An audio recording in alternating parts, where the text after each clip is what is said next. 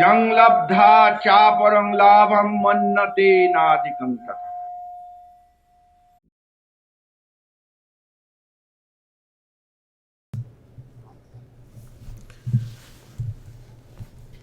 We don't have to go to no tree.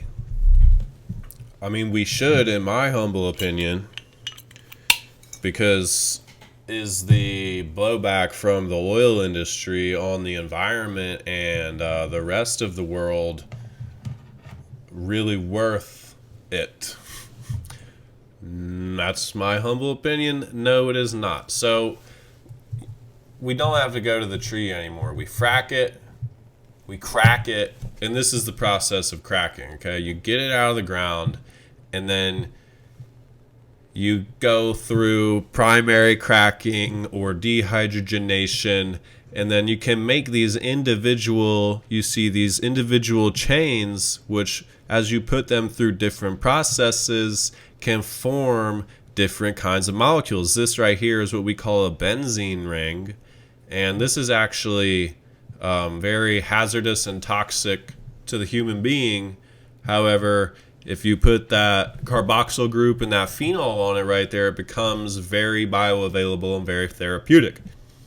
But again, this is a modified, or this is a natural medicine product that is found in nature, which cannot be patented, therefore cannot be profited off of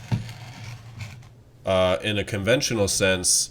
Therefore, what happens is that they make a small adjustment to the natural process by dehydrogenating, deprotonating this phenol group, and then adding this here acetyl group, which I showed in the beginning under this circle. This is an artificially modified group on this natural compound. And what that does is allow it to pass the blood-brain barrier faster. So I'm going to get into that in just a second. But, I'd like to say a couple things about oil, because I don't want to say it's like the worst thing in the world. It's just our relationship to it.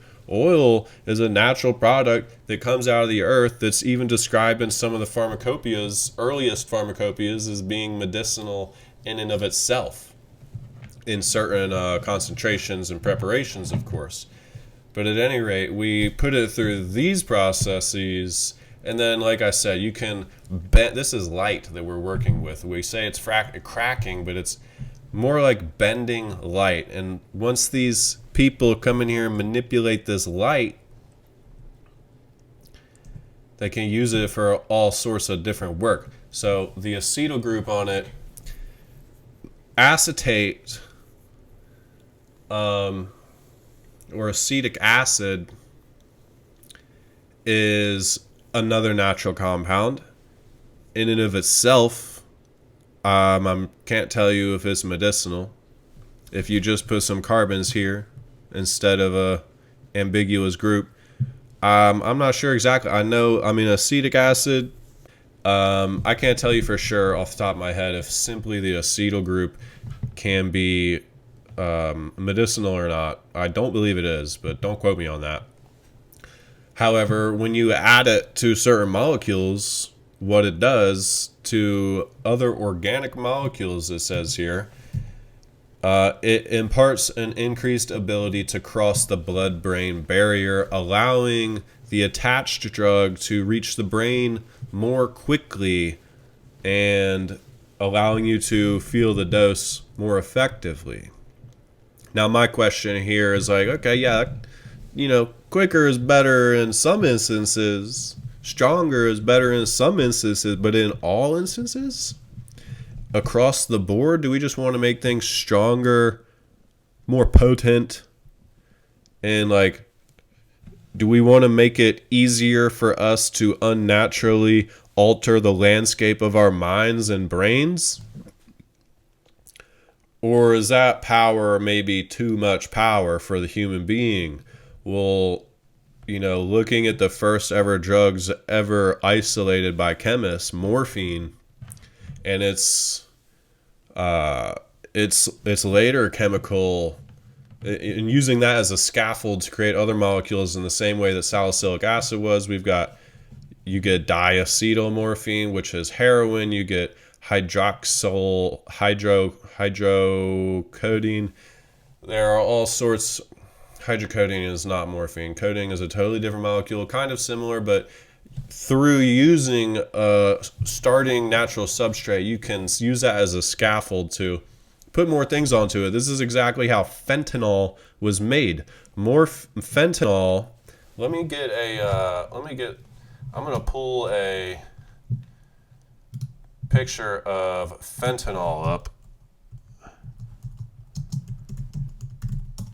and I'm gonna pull up a picture of morphine, the structures themselves, just so you can see. So it's a pyrrolidine alkaloid. You can tell by the way this methyl group sticks off the nitrogen in this ring right here. At any rate, is that right? Oh God, I hope that's right. Heterocyclic. It's been a while since I took my alkaloid classes, but look, here we've got morphine, and then here we've got fentanyl. Okay, fentanyl is a synthetic drug that is like 500 times more potent than morphine. And it is the #1 street drug in America at this point. So my question is like, do we really need bigger, better, faster, more quicker acting, or do we just need to know how to more proactively take care of ourselves before we get into a situation where our own chemistry is so unbalanced that we need something like, I don't know how to relate it, like it's like where we need something that's so potent because we have lacked control over our own selves or willpower, so we rely on external substances to essentially do all the work for us. I don't think that's necessary. As plant-based medicine goes, as I have said before, the purpose of medicine is eventually to not use it at all and to develop a balance within your own biology, within your own consciousness, which can be catalyzed through our relationship with these medicines. You don't want to become dependent on anything, and a lot of these things are made in a way where we are being intentionally hooked on them. We are being intentionally caused to be dependent on these things, and that's a problem to me. So like medicine shouldn't be overpowering. It shouldn't be brute force work. It should be a guiding factor for you, which helps you realize the innate healing capacities of your own nervous system, of your own body, to be able to heal itself into start that process within you. That's the goal of plant medicine, not to just like, we shouldn't be taking medicine just to fill our tanks, So how does it even work? People don't really know. Like as we learn more about it, like I said in the beginning, we begin to know more about how it works, but it definitely works on the GABAergic system. At least in rats, they're a good model animal. It's definitely affecting the GABA synthesizing enzyme within us, and mainly acting on the hippocampus, causing its anxiolytic and actually hypnotic effects. So this is important because we still don't really know, especially for the skincare application of salicylic acid, which is a profound skin medicine for acne and all sorts of dermatological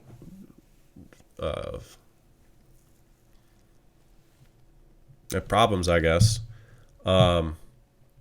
It's kind of an enigma. Nobody knows. It's a mystery. It's woo.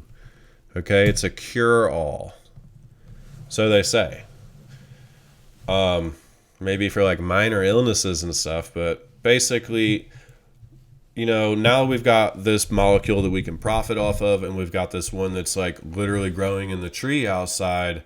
We have to ask ourselves really, like, which one truly is better? Is it the salicylic acid with the acetyl group on the side with the extra patentable modality, or is it the naturally occurring one? Well, as it has come to show, yes, it helps the drug pass your brain barrier easier, but the acetyl group is definitely not good for the stomach. It disrupts the microbiota, which is actually the brain.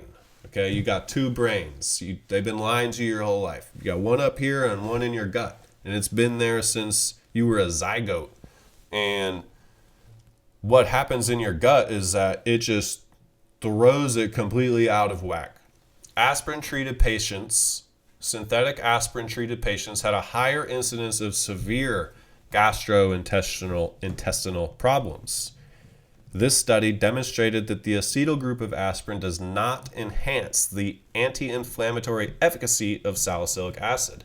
So that means that its ubiquitous healing cure-all aspect is not enhanced at all by the acetyl group. It only makes it happen quicker, but the level to which it works, the pharmacokinetics are not changed at all, other than absorption into the bloodstream.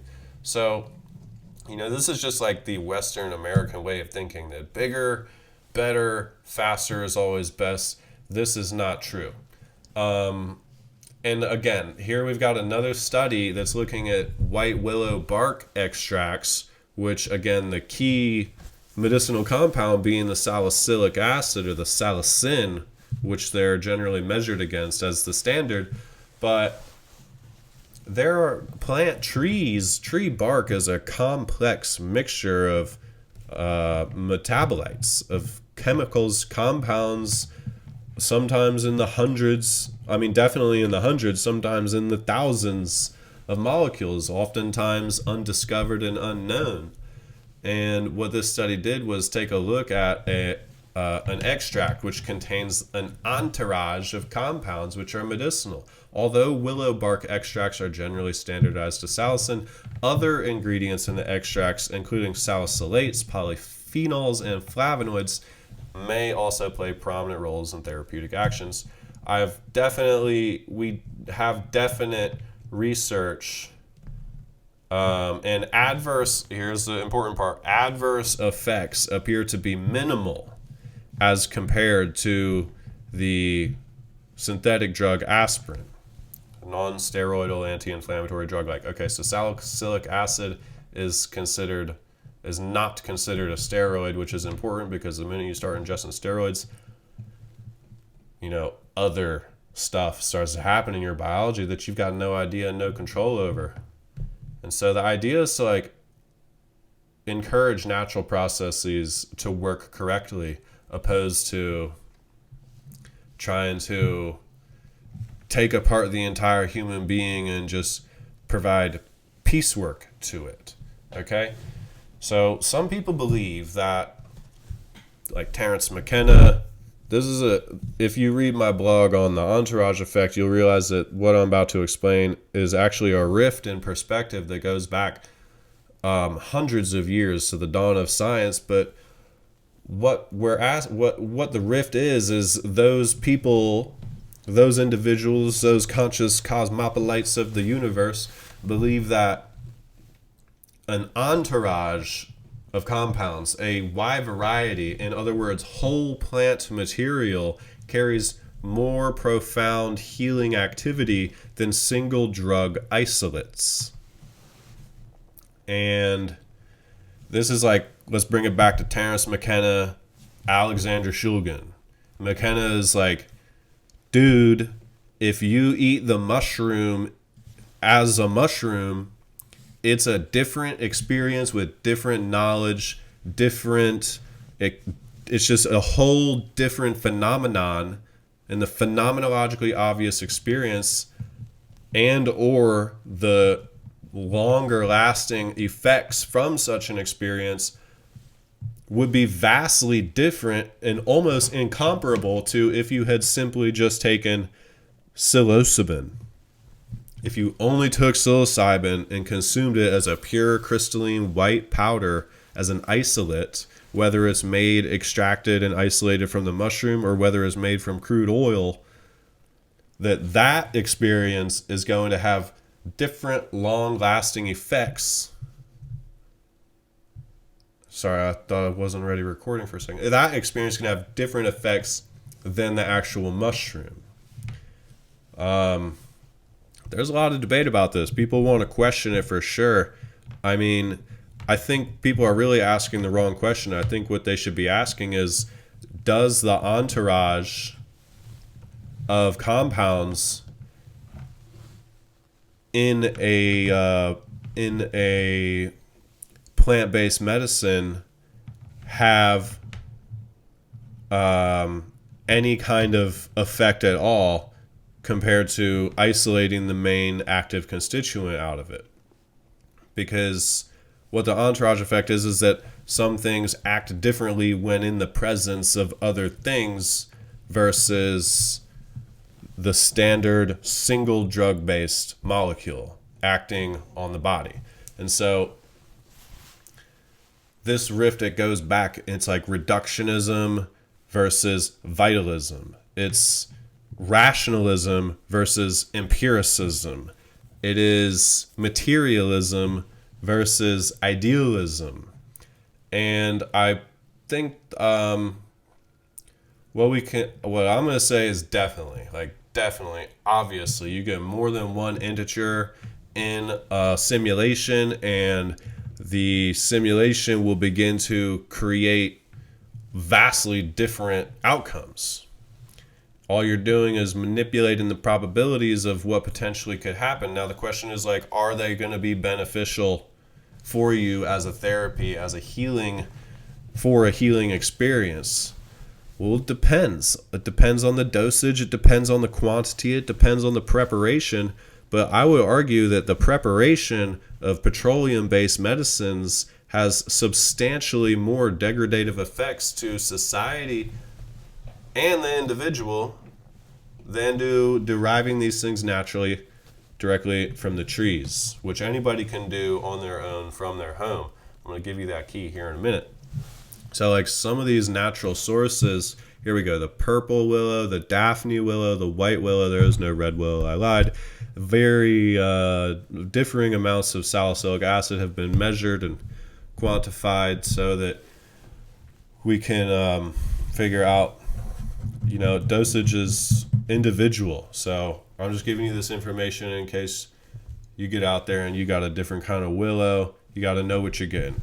But there's other stuff. There's salicortin, tremulacin, I've never pronounced that one out loud before, populin, salicylates, and there's just a couple of them down here. These all work in concert together to provide multiple different therapeutic effects within your body and mind. The question is, what is the question? The question is, why do we keep buying aspirin off the shelf when you can get it from your garden? That's almost the end of it. Oops, almost the end of it. No, not presenter view. No. So, just wrapping up here.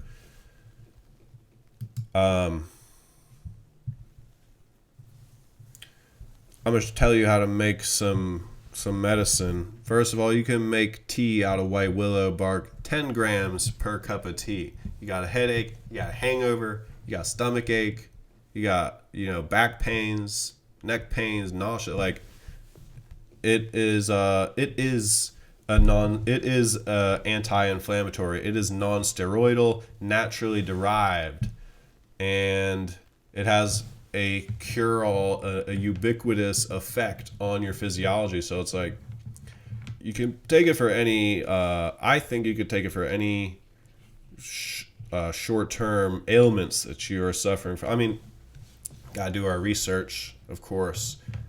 You can't take it for, a broken foot. It's not going to heal your bones. It's going to take a little bit of pain away. So basically anything where you're feeling pain, I would highly recommend white willow. Personally, I do take it when I have, you know, hangovers, when I misuse the other plant medicines, which happens sometimes. I'm like not a perfect person. We're all healing over here.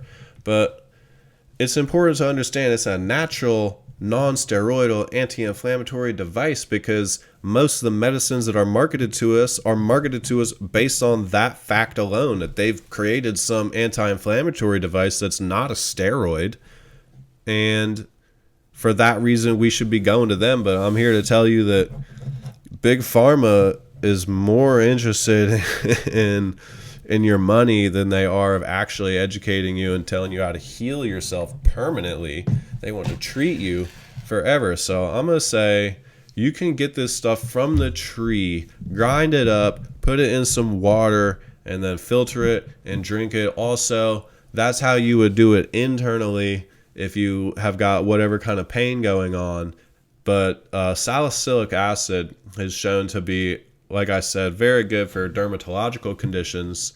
So here is a little recipe you can use to make a facial toner and skincare product using witch hazel or rice water as a base. Both of those are incredibly good for your hair and your skin. And then the white willow extract to be more of a, if you are experiencing any kind of problems. Like witch hazel is just a toner, but white willow, did I put an article in here about what it is for weight loss, anti-inflammatory, beneficial, recent years, blah, blah, blah, blah. Well, they talk about, you can look it up, DYOR, it's good for acne and dry skin and flaky skin, and it's good for your skin. It's really good for your skin, which is your largest organ. So I highly recommend we take care of it. So you get a half cup of witch hazel, a quarter cup of white willow at a 5-to-1 ratio, meaning 5 grams of white willow. 5 ounces of say water, and then 1 ounce of white willow, and then you can mix those together with the steps 1 and 2. All this goes together in the same cup. Get a little apple cider vinegar. Use some essential oils to your liking. Lemon balm, peppermint, like whatever oils that's where you get to be creative and decide what you get to characterize this thing for yourself. So pick out some essential oils, throw a couple drops in there. Use distilled water to bring the whole thing to volume. I'm going to say this recipe right here is for an 8-ounce collection, an 8-ounce total volume, and store it in an amber bottle, because most of these compounds are light sensitive and keep that thing capped. They are potentially degradative when they're exposed to oxygen. So take care of it. Keep it in a dark, cool place. And apply whenever you feel problems, but I'm just here to try to instigate you to take some of your own power back, take some of our own world back by stop freely and perhaps even ignorantly giving power to these people who don't actually care about us. All they care about is our money, which is delusional to begin with, but it is the unfortunate reality that we're in, where these oligarchs, these tyrants, these goddamn neoliberal globalists are trying to create a pseudo reality, and this whole oil industry is a massive part of that, because they're turning the earth inside out instead of letting us experience it directly, like with a direct experience. A direct experience of nature will heal you in many different ways. Many different ways. When I say direct experience of nature, I mean gnosis. I mean an experience of the infinite nature of reality. And I, for one, just don't think the universe is inclined to be giving people tastes of the infinite when we can't even take care of ourselves or our earth. So, all in all, I hope that wasn't like too much information. This is the end. I would like to thank you for joining me here today. Again, I'm JD. This has been going on for a minute, huh? So that's like, I feel like that's all the information I had to tell you. Like, we used to make things out of nature, and then we subverted nature, we circumvented nature, and we went straight to the hypostatic membrane. I use that word a bunch throughout this conversation. Basically, that word means the underlying framework of reality. And for organic biological beings, we are carbon-based beings, and oil is a bunch of carbon chains. And instead of allowing, the earth and nature and the intelligence of God to take these compounds out of the ground and transform them into something usable for us, we've neglected that source and done it through this like backhand way, which is just preposterous. Like, we have been lied to like multiple generations ago, and we've been living inside of these massive lies, which have created this industry that we see today. And it is eating away at the lifeblood of Earth. And there, they talk about global warming, environmental change. Like, you don't have to believe in climate change to know that this stuff is bad. There's a Great Pacific garbage patch, a Great Atlantic garbage patch. There is oil all over the animals and in the ocean. Like, it's fucked up, and I'm fucking sick of it. And that's why I had to get on here and talk about the fracking and the cracking, this modified medicine. Get back to natural medicine. Don't pay for it. Use all the natural sources around you so that these people which are enslaving us can no longer enslave us. We've got freedom. It's in our hands. We just have to seize it. I hope that's all. I hope that's all. Like, all the time, it's like I do these presentations, and then as soon as it ends, I'm like, damn, I should have said that and this and that. So I'm trying to make sure I got it all out. But like, that's really all of it. That's the truth. That's the truth. It's the Rockefellers, man. It's the Rockefellers. They changed the perception of humanity from the natural world to the unnatural world, and have been continually investing in the construction of this unnatural world around us. And it has led to this. All right, if there's anything I left out, I'll say it again in a future presentation. Thank you so much for listening to me ramble and talk and just like wing this. I tried to make this really good, but it's really just about the information and not the presentation of me. But so I hope I got all the information out. And the presentation wasn't too monotonous. I'm not really one for slideshows, but this really allowed me to get all the notes in one place, and think about it, and go back over the whole thing. Try to get it all out. At any rate, if you have any questions, let me know. Thank you very much. Have a grand existence.